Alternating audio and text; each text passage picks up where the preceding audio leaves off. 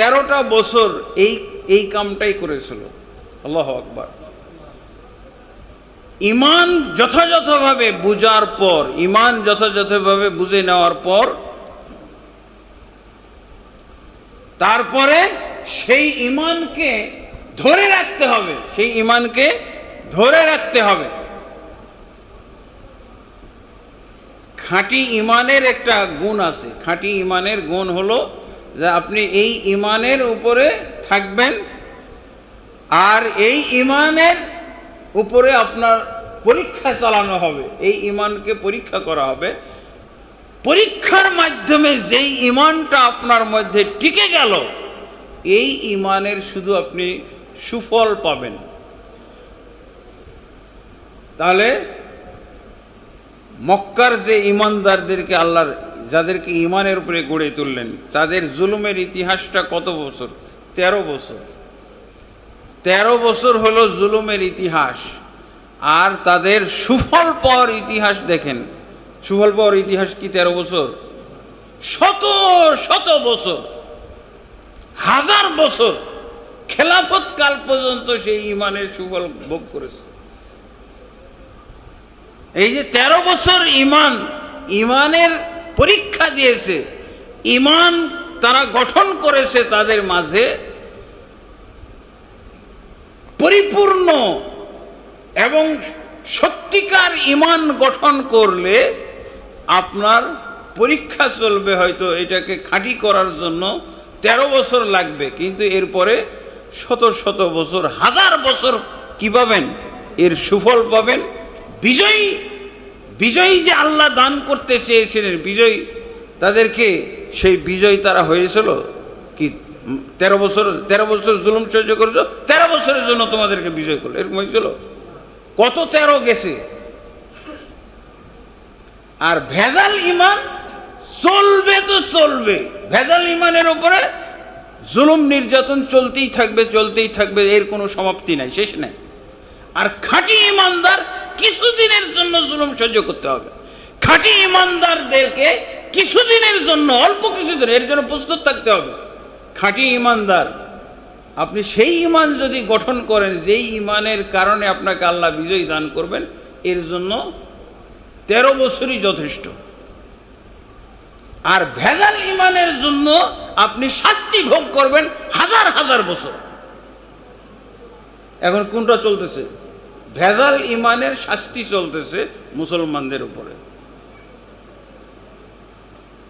ভেজাল ঈমান কিভাবে বুঝলেন?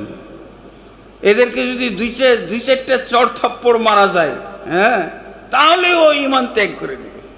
আর সাহাবায়ে কেরাম, বেলালকে যেভাবে মারা হয়েছিল, নির্যাতন করা হয়েছিল, যদি আল্লাহ এই নির্যাতনের কারণে তার মৃত্যু লিখতেন, মরণ লিখতেন, তো 10 বার মরত।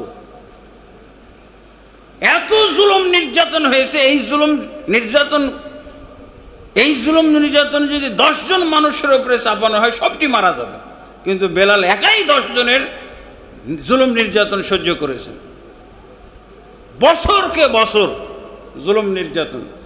একদিনের জন্য আহাদ শব্দটা তার মুখ থেকে সরাইতে পারে নাই। আল্লাহু আকবার। আর আমরা এমন মুমিন মুসলিম যে ভোটের জন্য তোমার মূর্তি পূজাও করে দেব। ভোট যে কোন জান্নাতুল ফিরদাউস, হ্যাঁ, জান্নাতুল ফিরদাউস। দেখেন, যারা এই যে ঈমানের কোনো খবরই নাই, তারা দুনিয়াবি স্বার্থে তাদের ঈমানকে বিক্রি করে, এই বর্তমান যুগ তো চলতেছে কিসের? ঈমান বিক্রির যুগ চলতেছে। ঈমান তো নাই, যাও একটু আছে, দুনিয়াবি স্বার্থে এই ঈমানগুলোকে তারা বেচে খাইতেছে। ঈমান বেঁচে খাচ্ছে মুসলমান। এখন বর্তমান যুগের মুসলমান ঈমান বেঁচে খাচ্ছে। এমনি তো ঈমান নাই, অল্প একটু আছে, ওইটুকুই বিক্রি করে দিচ্ছে। কিসের কারণে বেচতে? এই যে ভোটের কারণে। দেখলেন তো আপনারা, ভোটের কারণে, এমপি হওয়ার জন্যে, হ্যাঁ, একটা ক্ষমতা পাওয়ার জন্যে, আর এই সামান্য চেয়ারম্যান হওয়ার জন্যে, মেম্বার হওয়ার জন্যে ও অনেকগুলো শিরক করে দিবে আপনাকে। কি শিরক লাগবে বলেন আমাকে? খালি চেয়ারম্যান পদে ভোট দিয়ে আপনার কি কি শিরকি আইটেম লাগবে, আপনার মাজার মাজার ডেকোরেশন করে দেবো, সুন্দর করে দেবো, ভোটটা খালি দিয়ে দেবো। আপনার মন্দিরে মন্দিরটাকে সুন্দর করে দেবো, খালি ভোটটা দিয়ে দেবো। কি এগুলো এগুলো কি ধরনের মুমিন মুসলিম? এই হলো আমাদের দেশে আমাদের যুগের বর্তমান যুগের। এই জন্য আমাদের উপরে বিজয় না পরাজয় আল্লাহ চাপিয়ে দিয়েছে। পরাজয় কে চাপাইছে? আল্লাহ চাপাইছে। কিসের আপনি দোষ দেন? হিন্দুরা মারতেছে আমাদেরকে, খ্রিস্টানেরা মারতেছে আমাদেরকে, ইহুদিরা মারতেছে আমাদেরকে, গাজা সাফ করে দিল। মায়ানমার বৌদ্ধরা মুসলমানদেরকে ওই কি মিয়ানমারে কি রাখাইন নাকি রোহিঙ্গা এইসব এলাকায় সাফ করে দিল। যে কয়জন পালিয়ে এসেছে বাংলাদেশে ওরাই বেঁচে গেছে, আর বাকি সব সাফ করে ফেলেছে। কি চলতেছে এগুলো? এরকম আল্লাহ যে বললেন যে ইজ্জত হলো শুধু আল্লাহর, ইজ্জত হলো রসুলের, ইজ্জত হলো মুমিনদের। ওয়ালাকিন্নাল মুনাফিকিনা লা ইয়ালামুন। ইজ্জত যে মুমিনদেরকে আল্লাহ দিবেন, দিয়ে রেখেছেন, এটা মুনাফিকরা বুঝে না, মুনাফিকরা বুঝে না। তা আল্লাহ যে এই ছোট্ট কথাটা বলে দিলেন, এই ছোট্ট, এখন কোনটা চলতেছে? সেই রাসূল সাল্লাল্লাহু আলাইহি ওয়াসাল্লাম যে ঈমানদারদের তৈরি করেছিলেন, তাদের ইতিহাস হলো যে ঈমান বুঝে ঈমান এনেছে, এবং ঈমানের কারণে তাদের পরীক্ষা নেওয়া হয়েছে, জুলুম হয়েছে, নির্যাতন হয়েছে, হত্যা করা হয়েছে। হত্যা করা হয়নি?